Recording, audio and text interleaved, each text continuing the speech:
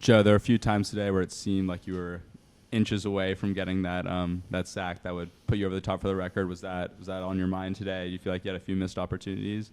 What record?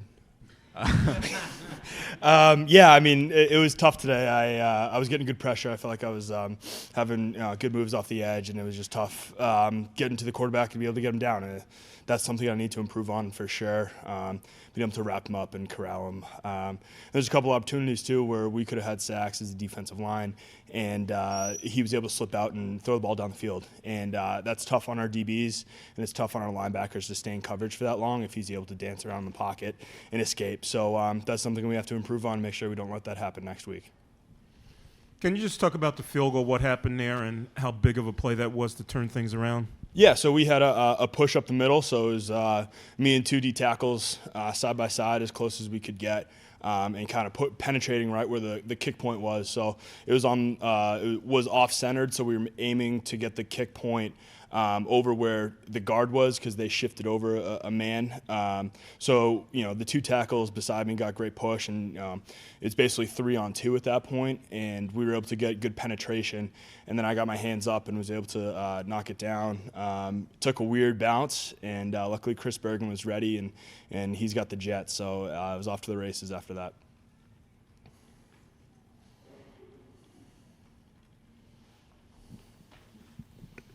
Looked like the defense struggled a little bit early. Fitz said that they threw a couple wrinkles at you early, but then things settled down. So what was the adjustment? Yeah, I mean, every team that we're going to play is going to have a couple of wrinkles. That's just game planning. They see what we do, and they try to attack what we do and use it against us.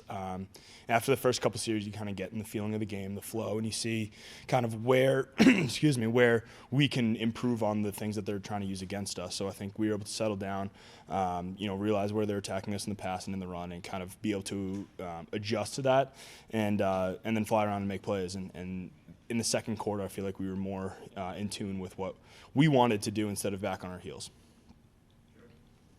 As a senior, you've won a lot of games here. You've had a lot of success here. Obviously, this season hasn't gone the way you guys have wanted it to. What did this win mean to you guys today?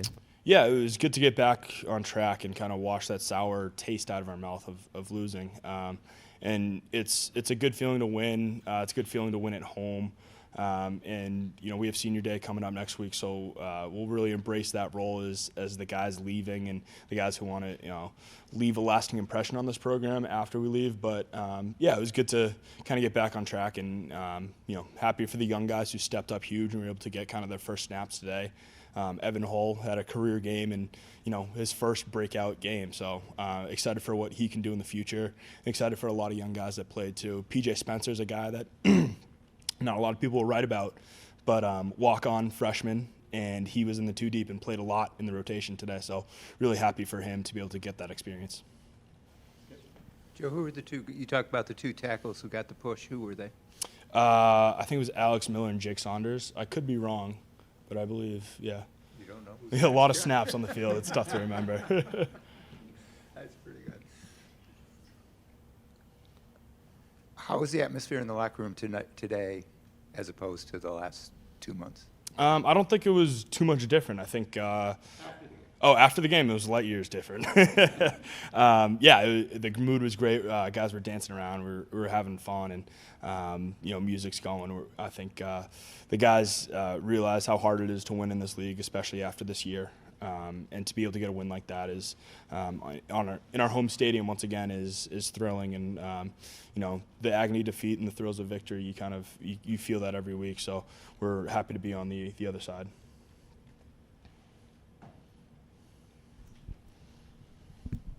You guys finished the season with two tough opponents, and Minnesota team that might be top 10 and a surging Illinois squad. Even though you're not really playing for bowl eligibility, what can you guys kind of prove in these final two games?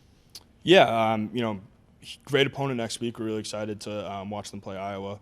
I think they've played outstanding football throughout the entire year, executed when it counts, and everyone's saying after that Penn State game they're legit. So it's our job to kind of embrace the fact that they're coming into our stadium. We have to protect our home turf and kind of execute against a good opponent. I think they're ready for this game because we've had battles in the past, and it's a classic Big Ten West heavyweight fight where you're going to go toe to toe and just hope to be the last one standing.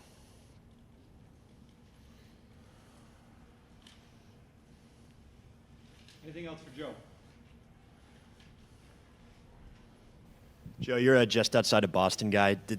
Was that in the back of your mind at all, playing UMass, playing the state school for the state that you came from? Yeah, a little bit. You know, a little bit of sentiment playing UMass. Excuse me. They were my first offer when I was in high school, so that was kind of cool. Come full circle. And then also I have a couple friends who went to UMass. None of them were on the field today.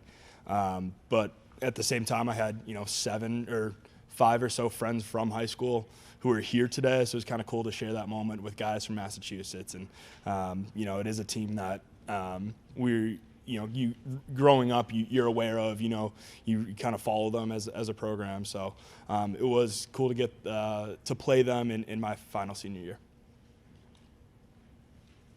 Thank you, Joe. Thanks, guys. Thanks, everyone.